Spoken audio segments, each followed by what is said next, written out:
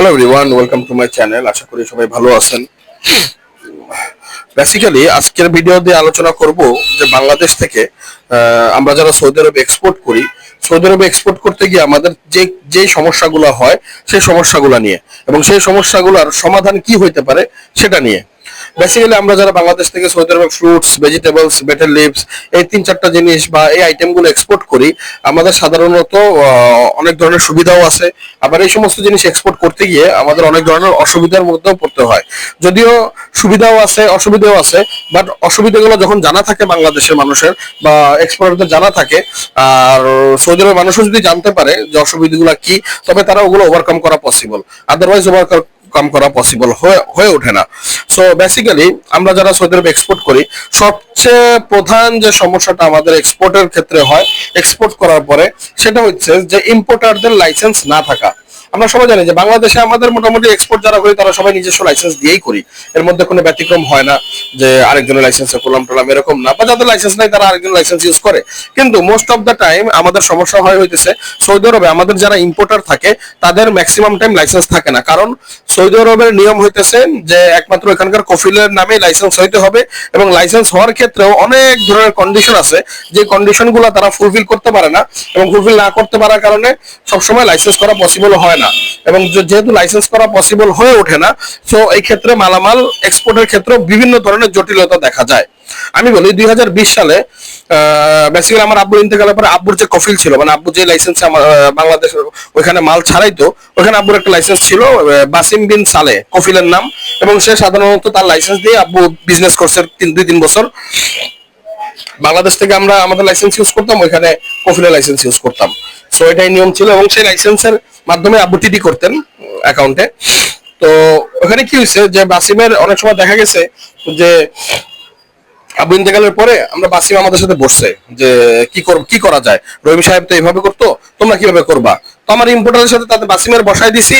একটা সময় পরে বাসিম দেখা যায় যে ব্যস্ততার কারণে, নিজেদের বিভিন্ন সমস্যার কারণে আমাদেরকে টিটি করতে পারতো না বাসিম। তো ওইখান থেকে পেমেন্ট সঠিক সময় না আসার কারণে আমরা মালও করতে পারতাম না, বা ওইখানে লাইসেন্স অনেক সময় বিভিন্ন ধরনের ট্যাক্সের জটিলতা, বিভিন্ন সমস্যা হইতো। ওই সমস্যার কারণে দেখা যায় আমরা মাল পাঠাতে পারতাম না। তো এই জন্য যে লাইসেন্সের জটিলতা, দেখা যায় যে এই হঠাৎ করে একটা সমস্যা হয়েছে, বাসিম জানাই দিতে ইম্পোর্টারদেরকে যে ভাই এখন একটু সমস্যা আছে, এখন আপনারা মাল আইনেন না। তো ওই সময় দেখা যায় আমরা মাল করতে পারতাম না। সো এই সমস্যাগুলা, লাইসেন্সের যে সমস্যা, যদি ইম্পোর্টারের নিজস্ব নামে না হয়, ইম্পোর্টারের যদি নিজস্ব লাইসেন্স না থাকে একেবারে ঘরের মতো, তখন মানে একটা যদি ভাড়া করা লাইসেন্স ইউজ করতে হয়, তখন বিভিন্ন ধরনের সমস্যা দেখা যায়। লাইসেন্সের যে কোনো সমস্যার কারণে দেখা যায় আপনি 1 মাস এক্সপোর্ট করতে পারতেছেন না, বা 1 সপ্তাহ এক্সপোর্ট করতে পারতেছেন না, এবং এই এক্সপোর্ট করতে না পারার কারণে তখন আপনার বিভিন্ন ধরনের সমস্যা দেখা দিবে। দেখা যায় বায়ার ওখানে টাকা কালেকশন করতে পারবে না, বা বায়ার ওখানে আপনাকে টিডি করতে পারবে না, বিভিন্ন ধরনের সমস্যা দেখা যায়। সো এই একটা সমস্যা যে ইম্পোর্টারের নিজস্ব লাইসেন্স না থাকা, বা কফিলের সাথে নিজস্ব কফিল না থাকা, বা ইম্পোর্টারের নিজস্ব লাইসেন্স না থাকা, এটা একটা সমস্যা। সেকেন্ড সমস্যা হইতেছে সৌদি আরবে এক্সপোর্ট করতে গিয়ে যেটা আমরা ফেস করি, আমাদের ইম্পোর্টাররা ফেস করে, সেটা হচ্ছে টিটি করা নিয়ে প্রবলেম, বা পেমেন্ট করা নিয়ে প্রবলেম। যেমন একবার এরকম হয়েছে আমাদের আমার দাম্মামে শিপমেন্ট, দাম্মামে না, একবার সৌদি আরবেই মক্কা যেতেই, তো হঠাৎ করে আমরা যে মাল দিতাম মক্কায় জারোয়ালে, তো জারোয়ালে যখন আমরা মাল দিতে হঠাৎ করে কফিল জানাইলো যে ভাই এখন থেকে আমি আগামী 2 মাস বা 3 মাস তোমাদেরকে ব্যাংকে কোনো পেমেন্ট করতে পারবো না। তো যখন আমার যে বায়ার ছিল কবির আঙ্কেল, সে যখন জিজ্ঞেস করলো যে ভাই কেন করতে পারবেন না, মাল তো আসতেছে, এবং পেমেন্ট ছাড়া বা টিটি ছাড়া তো আসলে হুন্ডিতে ব্যবসা করা কোনো উচিত ভালো কাজ হবে না, বা এটাতে কোনো ফায়দাও নাই। তো তখন তারা বললো যে ভাই আমার একটু পার্সোনাল সমস্যা আছে, আমি ব্যাংকে যেতে পারবো না, বা আমি একটু পার্সোনাল কাজে 2-3 মাস বাইরে থাকবো, যেহেতু টিটি করার ক্ষেত্রে আমার অনুমতি লাগবে, বা আমার নিজেরই ব্যাংকে গিয়ে টিটি করতে হয়, সেক্ষেত্রে আমি নিজে 2-1 মাস টিটি করতে পারবো না, তুমি অন্য ব্যবস্থা করো আপাতত, বা আমি 2-4 মাস পারবো না, কোনো মতেই আমি টিটি করতে পারবো না। তখন আমার বাধ্য হয়ে কি করতে হয়েছে, আরো একজন ইম্পোর্টার খুঁজতে হয়েছে সৌদি আরবে মক্কাতে, যে কিনা নিজস্ব লাইসেন্স আছে, যার নিজস্ব কফিল আছে, এবং যে নিজে টিটি করতে পারবে। সো এই ক্ষেত্রেও আপনার একটা সেরকম সমস্যা হয়ে থাকে যে যদি আপনার কফিল যদি টিটি করতে যদি সময় লেট করে, ধরেন আপনার আজকে সোমবার দিন আপনার একটা পেমেন্ট লাগবে, মঙ্গলবার আপনার শিপমেন্ট আছে, কিন্তু আপনার পেমেন্টটা ঘুরে চলে গেল হইতেছে 1 সপ্তাহ পরে, তখন আপনার পুরো 1 সপ্তাহ শিপমেন্ট কভার দেওয়ার মতো আপনার যদি ব্যাকআপ মানি না থাকে, তখন কিন্তু আপনি শিপমেন্ট করতে পারবেন না। আর শিপমেন্ট যদি করতে না পারেন, এই ক্ষেত্রে সবচেয়ে বড় লস আপনার হয়ে যাবে, অনেক বড় ক্ষতি আপনার হয়ে যাবে যদি শিপমেন্ট করতে না পারেন।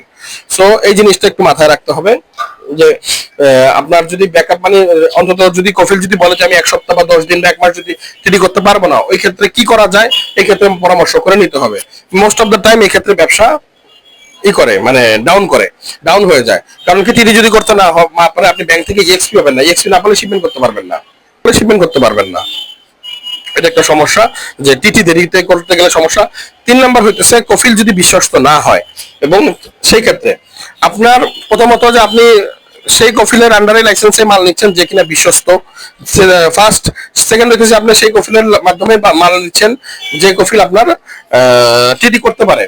বাট ওই দুইটার আমি প্রবলেম দেখাইছি যে কফিল যদি লাইসেন্স যদি সমস্যা হয় মাল যাবে না, সেকেন্ড টিটি করতে দেরি হলেও মাল যাবে না। 3 নাম্বার হইতেছে কফিল যদি আপনার টাকা মেরে দেয়, বাট কফিল যদি টাকা কোনো ঝামেলা করে। এই ক্ষেত্রে একবার সমস্যা হচ্ছে, আমরা মক্কায় যখন মাল দিচ্ছিলাম তো বাংলাদেশ থেকে সম্ভবত দিদার আঙ্কেল মাল দিত ওইখানে কাকে জানো, তো এরকম ভাবে দিদার আঙ্কেল যখন একটা পেমেন্ট দিছিল, পেমেন্ট করার কথা তার ইম্পোর্টার যখন পেমেন্ট করতে গেছে, তো ইম্পোর্ট কফিল এর কাছে টিটি করার জন্য রিয়াল দিছে, কফিল বিদেশে গেছে 1 মাস না 2 মাস পরে গিয়ে আসছে প্রায় 10-12 লাখ টাকা। এই ক্ষেত্রে দিদার আঙ্কেলের ব্যবসা একেবারে জায়গার মধ্যে হ্যাম্পার হয়ে গেছে। সো এই জিনিসটা যে কফিল, আবার আরেকটা কোম্পানি আছে যে আসলে এরকম সব কফিল তো খারাপ হয় না, ম্যাক্সিমাম কফিল ভালো হয়, মাঝখানে যদি 2-1টা খারাপ পড়ে যায় তখন বিপদ। এরকম আরেকবার হয়েছিল একটা ক্ষেত্রে, মাহের ট্রেডিং সম্ভবত বাংলাদেশ থেকে প্রায় 11 কোটি টাকা ওনার কফিল নিয়ে চলে গেছিল, ফ্যামিলি টেবিল নিয়ে পুরো গায়েব হয়ে গেছিল। সো এই 3টা কারণ হইতে পারে যে সৌদি আরবে ব্যবসা করাটা খুব কঠিন হয়ে যায়। এই 3টা কারণে, যে প্রথমত কফিল যদি লাইসেন্সে ঝামেলা করে, সেকেন্ড হইতেছে টিটি দেরিতে আসা বা না আসা, 3 নাম্বার হইতেছে কফিলের কাছে কফিল পরিপূর্ণভাবে টাকা মেরে দেওয়া। আর এই 3টার সলভ একটাই হতে পারে যে আপনি কফিলের সাথে এমন ভাবে বিজনেস করবেন, এমন ভাবে ডিল করবেন, ইন্টারন্যাশনাল ভাবে ডিল করবেন যাতে একটা টাকাও যদি কম বেশ হয় বা উল্টাপাল্টা হয় তবে কফিল আপনার টাকা দিতে বাধ্য থাকবে। ইভেন এখন বর্তমানে এই কারণে ইনভেস্টর ভিসা রেডি হয়েছে সৌদি আরবে, যে যারা কিনা investor visa export import business করতেছে, অনেকে তারা ইনভেস্টর ভিসা করতেছে। যারা ইনভেস্টর ভিসা করতেছে তারা সাধারণত নিজেরাই বাংলাদেশে টিটি করতে পারতেছে, এবং নিজেরা টিটি করতে পারার কারণে তাদের ব্যবসাগুলো সিকিউর থাকতেছে। এই জন্য আমার ব্যক্তিগত মতামত, যদি এখান থেকে যদি ব্যবসা কিভাবে সিকিউর করা যায়, ইনভেস্টর ভিসা করতে হলে যদি এক্সপোর্ট ইম্পোর্ট করতে হয় ইনভেস্টর ভিসা করা লাগবে, আর নইলে কফিলের সাথে এমন সম্পর্ক করতে হবে যাতে কফিল একেবারে পারিবারিক মানুষ হয়ে যায়। যেমন বাংলাদেশ থেকে যারা সৌদি আরবে এক্সপোর্ট বড় বড় বিজনেস করতেছে, আল হোসেন আছে, ডলফিন আছে, মাইশা আছে, তারপর আরো বড় বড় যারা আছে, গোবিন্দ আঙ্কেলরা আছে, ওনারা সবাই ওনাদের কফিলরা তারা একেবারে ইম্পোর্টারদের নিজস্ব বাড়ির মতো। যেমন আমাদের 2020-21 আমরা যাদেরকে মাল দিলাম, মাজেদা মোতায়ের, লেদু আঙ্কেলের যে কফিল ছিল তার ঘরের লোক ছিল, আমরা ওস্তাদ বলে ডাকতাম। লেদু আঙ্কেল যদি রাত 4টার দিকে গিয়েও টাকা দিত, রিয়াল দিত, উনি চিঠি করে দিত, কারণ ঘরের লোক ছিল, একটা নিজস্ব লোক ছিল। ওনাদের সাথে আমাদের প্রায় 8 কোটি টাকার ব্যবসা হয়েছিল, এবং ওটার এগেনস্টে আমি প্রায় মোটামুটি ভালো টাকা ইনসেন্টিভ ক্লেম করছিলাম। সমস্ত পেমেন্ট গুলো টিডিতে আসতো, তো একসাথে দেখা যায় 20 লাখ 30 লাখ করে টিডি করে রাখতো। সো বেসিক্যালি এই জন্যই যে আসলে কফিলের সাথে ওইভাবে সম্পর্ক করা, আর নইলে নিজে ইনভেস্টর লাইসেন্স করা, এটা ছাড়া আসলে সৌদি আরবের বিজনেসে সেফ জোনে করা টাফ, এবং যারা করতেছে তারা এইভাবে ট্যাকটিক্স অবলম্বন করেই করতেছে। So thank you for watching my video.